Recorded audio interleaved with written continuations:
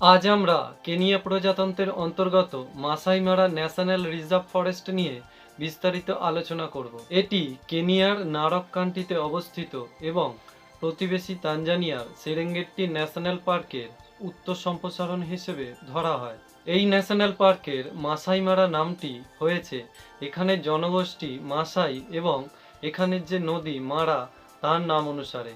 তাহলে চলুন বন্ধুরা, এই ভিডিওতে আমরা মাসাই মারা ন্যাশনাল পার্ক সম্বন্ধে বিস্তারিত তথ্য জেনে নিই।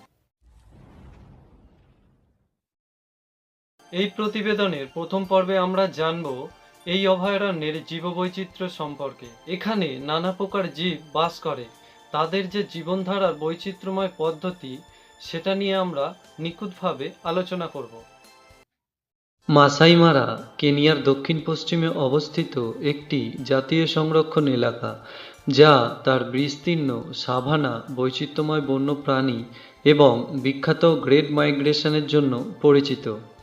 প্রতি বছর জুলাই থেকে অক্টোবর মাসে প্রায় 15 লক্ষ ওয়াইল্ড বিস্ট, জেব্রা এবং গ্যাজেল তানজানিয়ার সেরেঙ্গেটি থেকে মাসাই মারায় অভিবাসন করে, যা বিশ্বের অন্যতম বৃহত্তম প্রাণী অভিবাসন। এখানে আপনি দেখতে পাবেন আফ্রিকার বিগ ফাইভ অর্থাৎ সিংহ, হাতি, চিতা, গন্ডার এবং মহিষ। এছাড়াও মাসাই সম্প্রদায়ের সংস্কৃতি ও জীবনযাত্রা পর্যটকদের জন্য একটি বিশেষ আকর্ষণ। এবারে আমরা দেখব মাসাই সম্প্রদায়ের জীবনযাত্রার কৌশল, তাদের পোশাক এবং নৃত্য। মাসাই সম্প্রদায়ের উৎপত্তি হয় উত্তর আফ্রিকা নাইল উপত্যকা এলাকা থেকে, অর্থাৎ আজকের দক্ষিণ সুদান বা উগান্ডা অঞ্চল থেকে। তারা প্রায় 15 শতকের শেষ থেকে 17 শতকের শুরুতে পূর্ব আফ্রিকার তৃণভূমি অঞ্চলের দিকে অভিবাসন শুরু করে। এরপর এরা ধীরে ধীরে দক্ষিণ দিকে চলে আসে, অর্থাৎ তানজানিয়া ও কেনিয়ার তৃণভূমি অঞ্চলে, বিশেষ করে সেরেঙ্গেটি ও মাসাই মারা অঞ্চলে।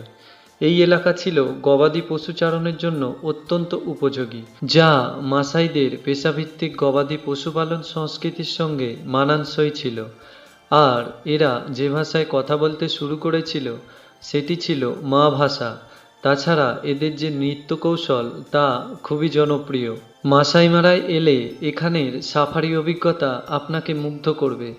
গাড়িতে বসে গাইডেড ওয়াক নিয়ে এমন বন্যপ্রাণী দেখার অভিজ্ঞতা আর কোথাও পাবেন না।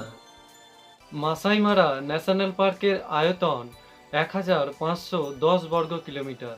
এটি সেরেঙ্গেটি ইকোসিস্টেমের একটি গুরুত্বপূর্ণ অংশ। মাসাই মারা শুধু কেনিয়ার নয়, গোটা আফ্রিকা সবথেকে গুরুত্বপূর্ণ পানি সংরক্ষণ এলাকা।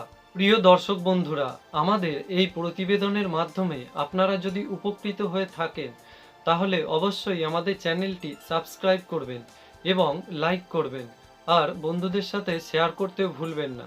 আবারও দেখা হবে নতুন এক কোনো প্রতিবেদনে। ততক্ষণ আপনি আমাদের পূর্ববর্তী প্রতিবেদনগুলি দেখতে থাকুন এবং ভালো থাকুন, সুস্থ থাকুন।